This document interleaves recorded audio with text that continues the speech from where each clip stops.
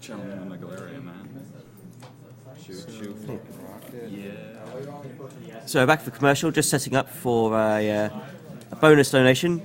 You guys raised $10,000 for this run, so here it is. We're going to see Cosmo do a any % run of Ocarina of Time, just to see how fast it really can go. His hat, that is Cosmo. Alright, front mics are live again. Alright. Oh. Yeah, so who's this guy on the chair? Shout out to last year's hat. Oh my god, is somebody in chat asking for what's your PB? I've done 518 on the 100%. 518. This one we got trolled really hard with the fish. Oh, good. And we did add, and Dempe, and I did add the blind folded Right, yeah. for a couple minutes there. An extra heart piece in there for you. What was the second place for the file name? So we haven't had anything new come in, so it should still be the same one. Beef jerky, so it's BFJERKY, all caps. Wait, what is it? BF jerky. BF jerky. We good? Yep. Yeah, that menu moves really Alright. fast. Countdown. 3, 2, 1, go. Alright, what's up everyone?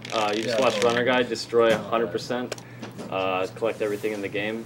This is the speedrun where you beat the game as fast as possible, and it's kind of been quite a story how it's come to be this way. Years ago in like 2005, it was mostly natural route. You would just kind of go through the game, you know, in the order intended. And then people realized, oh, well, we could probably skip the Lens of Truth if we, like, memorize the Wasteland. So then you could, like, skip the Lens of Truth and, you know, get through the Shadow Temple without the lens. And then more things got discovered. And eventually, this guy named Akrite found this thing called the Trials Skip, where you push this statue against the wall, and you can get through the wall and get up Ganon's tower without beating the 6, like, mini dungeons. And we call those the Trials. And that was kind of like the first major skip in the game. And shortly after, like, there's a whole group of people all trying to discover stuff at the same time. They were all in the Speed Demos Archives forums. There's basically, like, Ocarina of Time threads that have, like, hundreds and hundreds of pages that go way back. And, like, there would be new posts every single day. I remember I was, like, really back then I was just, like, a lurker. I was just like, man, like, this is cool stuff. I would just, like, read the threads every day, like, oh, what are they gonna find next? Because, you know, it's, like, such a cool game, and I'm, like, really fascinated personally, and I know a lot of people here are as well, of, like, the huge number of, like, things you can, like, the interesting things you can do in different games, and, like, seeing what's actually possible without cheating. And it's been quite a ride. In 2006, Kazooie, he's from Finland, and he found a ton of stuff, including Shadow Temple Early, which, when you get to the Shadow Temple Early, that was something on its own, just because you could get hover boots and start destroying the other dungeons with the hover boots, which you're not supposed to have yet. And then, after that, people realized, wait, if I beat the Shadow Temple early and I beat the Spirit Temple, it gives me the light arrows. So that actually skips 3 dungeons. You'd still have to go through the Forest Temple to get the bow.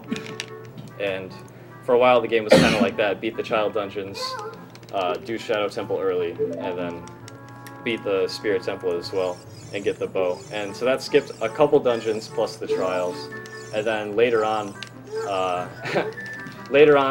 a bunch of stuff happened all at once. Like, this is where it was all, like, the glory days. Like, everyone's going in full, like, trying to find all sorts of crazy stuff. And Kazooie also found this glitch called Bottle Adventure, which let you catch different bottles, or catch stuff in your bottle, and you can get a bottle over where your sword is supposed to be. And it's a really crazy glitch where instead of a sword you have a bottle, and you catch stuff, and every time you catch stuff, it writes the value of the item you catch, like, somewhere else that's not supposed to be. So you could literally catch bugs with a certain item, and it would write the medallions into your inventory without ever going to the dungeons. So then that was, like, the fastest way to beat the game. And then Kazooie and AKA found this skip called the Door of Time skip. It's one of the most famous skips in all the video games. That skip skips the Child Dungeons. This skips the entire Child section. And so, using all that stuff together, basically, you would just skip all the Child Dungeons, go Adult, and then go through the trading sequence to, like, catch stuff in bottles, which would write stuff into your inventory. And you would write the lullaby, which lets you get magic. Then you'd write the medallions, and then you'd also write a quiver. And so with those items, you could shoot the light arrow at Ganondorf to defeat Ganondorf and then get to the end of the game. And like for a really long time, we were like, that's it, man. Like, there's no way we can break this game anymore. There's a bottleneck at Ganondorf. Like you have to get past Ganondorf, so you need light arrows with magic, usable magic, and a quiver with arrows. So like there's nothing else you can do. And it actually was kind of complicated because there was actually a lot of different routes involving like what's actually the quickest way to go about that, and it did take quite a while. There's like different discoveries found, like getting to the pond without using the hook shot was necessary, and like there's a lot of stuff that was discovered along the way. But eventually, last year, someone named Christian F23, he was in the water temple, and he was trying to skip the cutscene after beating the water temple. And what ended up happening was, for one frame, it was possible to skip the cutscene, and no one had realized it before. And he was like, "Wow, I wonder if this works in other places." And he tried it in all the different dungeons, and it turns out that after he tried it in the fire temple, it warped him to the forest temple, which was really crazy. Right there, I did a Navi dive to get out of the forest early without beating the Deku Tree. I'm going to be heading to Kakariko now. But anyway, on with the story. So yeah, it was kind of like, what the hell? You can go from the fire temple to the forest temple? That doesn't make any sense at all. And that night, we all like got on Skype or whatever, and like we all just spent hours and hours and hours trying to like mess with that glitch because it was so weird.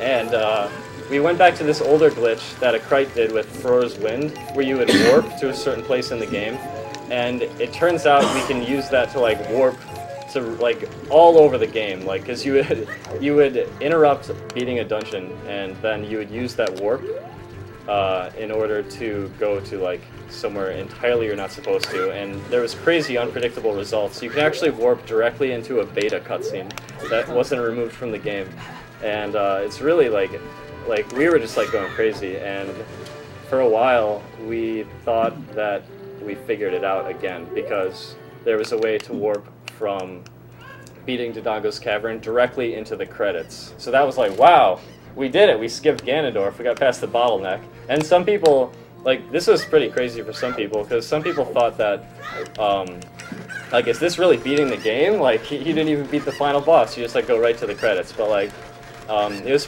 really interesting and really cool. And so for a while, like, oh, well, this is it, man. This is, like, the final thing. So ZFG, shout-outs to ZFG, he did, like, over 600 attempts and tried to get, like, a really, really good run of it. And he actually did. He got, like, a really strong record in that.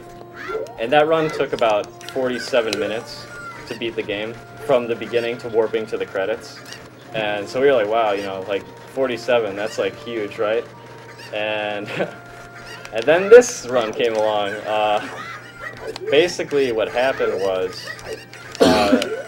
someone did the math. Someone named Rob Dog was looking at the table of entrances in the game, and he did the math, and he figured out that there was potential for an even faster way to beat the game.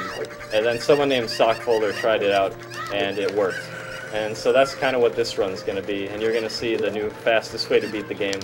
And it's almost like, once again, the game's finally been solved again, but it is Ocarina of Time, so, you know, it's, who knows, really. Yeah, seriously. Yeah, but this run depends on me getting the bottle, which is the reason I'm leaving the forest, and I'm not going to get the bottle to do anything other than just one small glitch that's just like a side effect. It's not even that important, but I do need it to make this work. So the entire reason for leaving the forest was simply to get the bottle, which is where I am now. And I'm collecting the chickens, and the fastest bottle is to collect them. And after I collect them, then we're going to go on an adventure. Okay, so really quickly, guys, this run is literally so fast. I need to do this really quickly so that I can't. You know, I have to get this plug in real quick. If you guys donate now, this particular 80% is gonna be over really quickly. All right, Cosmo's gonna do it real fast. So donate now, get these prizes. That's it. All right, I'm good. All right. You got the commentary. Sorry. You got time for donations? No. No. You actually do have a bit of time. I just save warp to go back to Link's house to get back to the forest, and that's all you need to know. All right, just cut me off whenever. Got $30 from Stanley Arrow. Hey guys, thank you so much for everything you're doing. Put this money towards Mirage Choice. Thank you, thank you. $30 from Taylor Harris. Thanks to everyone for helping out. A great cause, awesome run towards whatever runner guy wants. Also, you should do the Iron Boot challenge on Ganon. Fight or hasn't already happened. So a bit later than that. $30 from Talon Bennett. Great job all. Haven't been able to sleep more than a few hours at a time this week. Put to the reader's choice. So that's SMK for Pokemon Gold Rival. $30 from Phoenix Fizon. So many wonderful prizes up for grabs during the Zelda block. I'd like $15 to go towards Mirror's Choice, and the other $15 to go towards Frank Z. Oh, yeah. $30 from William Whitecop. Here's to watching Spy Shark run Virgil in Devil May Cry. $5 from Joseph Wynn Zetson. I'm over budget for donations, but here's hoping to get the ball rolling on naming the Wind Waker file Octodad, because Octodad is the real winner here.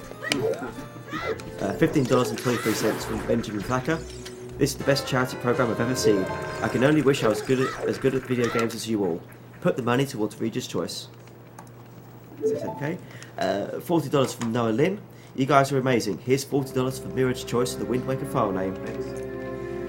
$25 from Kevin Colangelo. I forgot to put my previous 2 donations towards something, so let Cosmo pick where he wants these to go.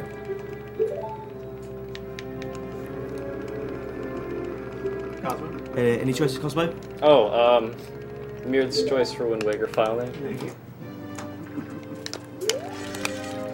Alright, so, as you saw, I bought the shield, and now I'm heading into the Deku Tree, the first dungeon. Kind of as intended, except that I have a bottle with bugs in them.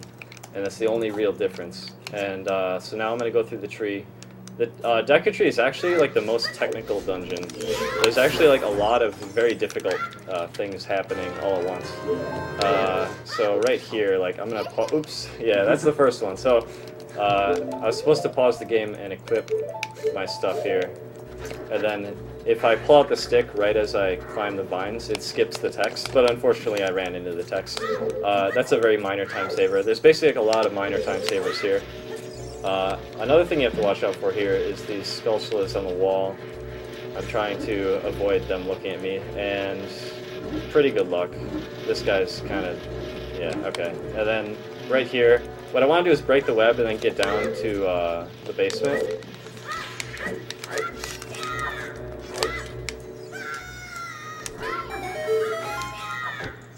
Oh, good. Okay, so Nice. that's pretty hard. This is, I'm probably gonna mess this one up. Okay, yeah. That's okay. I got other strats. Right there, I tried to do this thing called flame storage, where you like detach your sword's hitbox on the torch, and then it lights after you pull out the stick later. It's pretty cool. So unfortunately, I missed that, but not a big deal. And if you notice, I'm at really low health now. I want to be at low health, so that was intentional. Okay, that was pretty good. Alright, so now I'm going to go fight Goma, the boss. If you notice, I skipped getting the slingshot, and I skipped going around the first basement. I was able to skip the first basement by doing that recoil trick. This is sort of like the fastest way for Child Link to get to the basement. I think it's kind of funny with how broken this game is. There's still no way to like clip through the first vine on the first floor. You have to go up and break it as Child Link. Adult Link can get through with the hook shot, but... yeah, so here's Goma, and there's something really interesting here. I want to die and kill Goma at the same time, because you see that stone slab that just closed? That needs to be open, and since it closed, the only way for me to like get it to go back up is to leave the room. And the fastest way for me to leave the room is to die. So I'm going to kill Goma and die at the same time, on the same frame.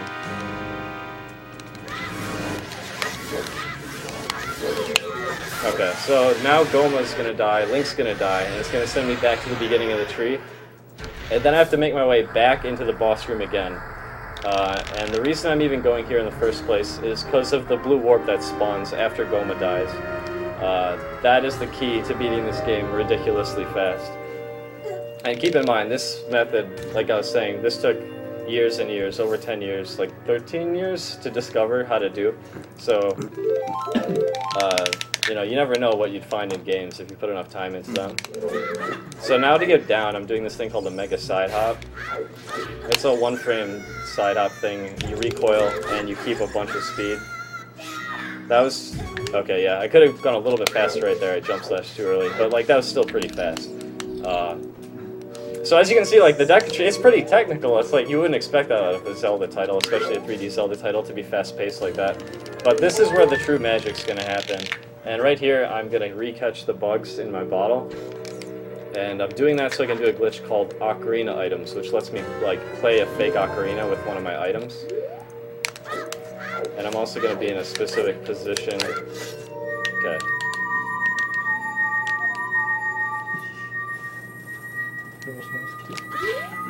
Okay. Okay, and then right here, target, turn. Okay, so what that did was it took me.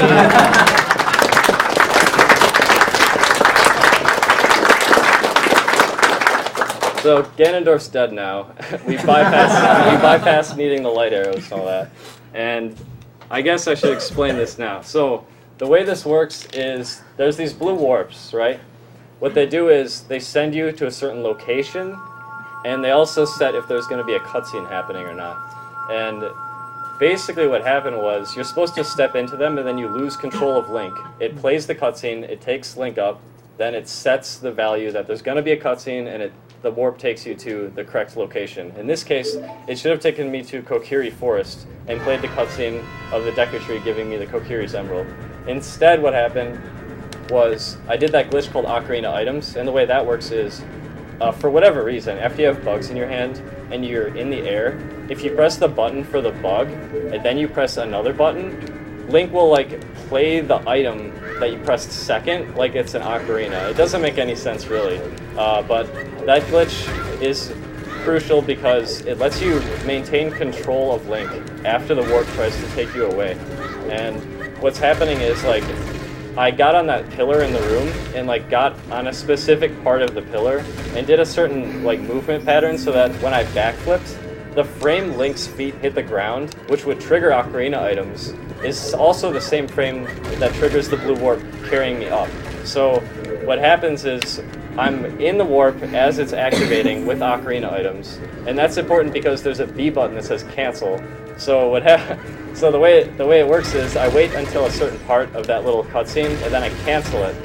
And as I cancel it, the blue warp starts counting up from 0. There's an internal timer in the game. It counts from 0 up to 101. Every frame it ticks up 1. So after 101 frames, it would take me to the cutscene because the animation's over. But what happens is I like move in a certain way through the room so that I get the blue warp off the camera at a certain time. And when the blue warp's far enough off the camera, the N64 tries to like conserve memory. So the warp itself is like no longer an object that's considered important enough to be loaded because of its position like on the camera. And when that happens, that timer that's counting up to 101 freezes. And at that point, hold on here. I gotta kill these guys. Uh-oh. Oh, I'm actually low on health here. I gotta watch out. Okay, that was a little more scary than it needed to be. The Deku stick does more damage than his little sword. Yeah, so it's basically that timer. It pauses when I'm in a certain part of the room, and I know what the number is at. Well, I don't know the actual number, but I know it's at a certain number that I want. And then I can basically tell where I am in the hallway, like based on where I walked. And when I do that, I can like turn the camera and load the warp for an instant, which will get it to tick up a couple more times as I do like the 180 camera switch. And that gets the warp to be the correct number so that when I walk through the door, and I have to walk through the correct part of the door, but when I walk through the door, it counts up to the final numbers and hits 101 as its value. And on the exact frame that it hits 101, it loads the Deku Tree basement. And this is kind of how this whole wrong warping thing works, is because it knows it's supposed to load a cutscene, and it also needs to load the basement. And the way they did it, the way they handle cutscenes after you beat a dungeon is that it adds a value to the location. So instead of Kokiri Forest, it's like Kokiri Forest plus 5, 5 being the cutscene it needs to play. And so what happened was, instead of loading Kokiri Forest plus 5, it loaded Deku Tree Basement plus that number. And there's no cutscene in the Deku Tree Basement. So when it adds 5 or whatever, it goes past the basement and hits the next area in the game. And it just so happens that the areas in the game, like internally, are all kind of in sort of a random order. And it just so happens that the basement of the Deku Tree afterwards is part of the tower collapse, which is past Ganondorf. So it put me in that room. And then when I left the room, it realized I was outside the tower, and because it was my first time ever outside the tower, it played the cutscene because it thought I just killed Ganondorf. So Ganondorf dies in front of you, Child Link, and you walk through the escape, and you get down to the bottom, and then here's the showdown with Ganon. And this is, it's faster than warping into the credits, which is possible, like I said earlier, but it's hard to say if this run's ever going to be any faster. There is a crazy theoretical tool-assisted only method of going down the tower. You'd have to get the slingshot and then shoot the ladder down in the Deku Tree, and then when you wrong warp here, one of the iron bars are open because it preserves the dungeon's temporary flags when you wrong warp. So one of the bars would be open, but the problem is the only way to fall down far enough without the game detecting that you jumped off the tower is to get hit by a falling rock in midair. And you'd have to do that twice, and all the rocks are randomly generated. So there's no way for a human being to do that skip with the slingshot thing.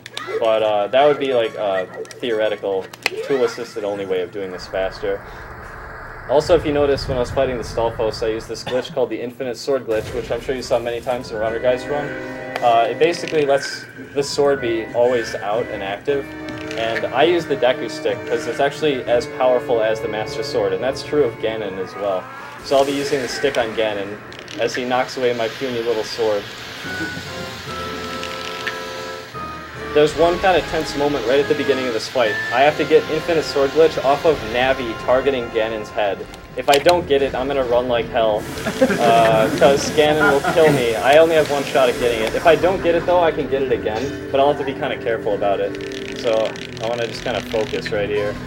It's also extra hard, too, because I have to use the C-stick to hit C up, and it's frame perfect. Yeah, I guess so. Got it.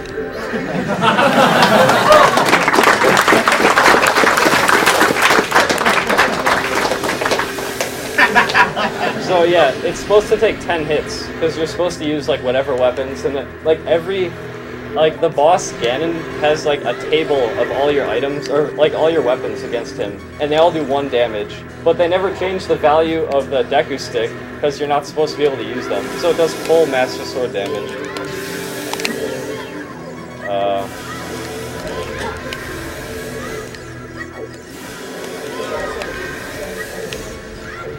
You could skip Deku Stick, but there's no point.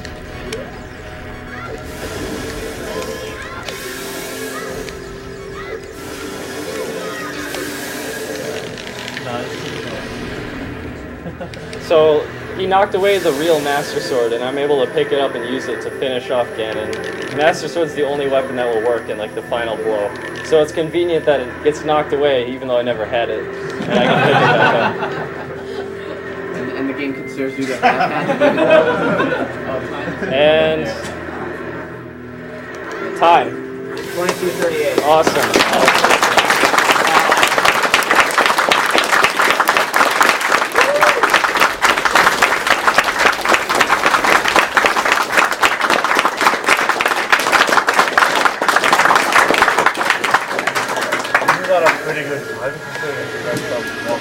Yeah, that's a pretty good time. So even though you are a child in this particular instance, it still considers you having the Master Sword for that second half of the fight? Yeah, like usually, even if you have the Master Sword in your inventory and you're Child Link, you can't equip it. But because it's on the ground and you just pick it up, it automatically equips it. So, oh, sorry, my bad. So basically, it considers you as having it, even though you don't really have it. Because you picked it up. Yeah. All right. Yeah, you didn't actually equip it. Very nice commentary for that one. Very good. Yeah, I like the history a lot.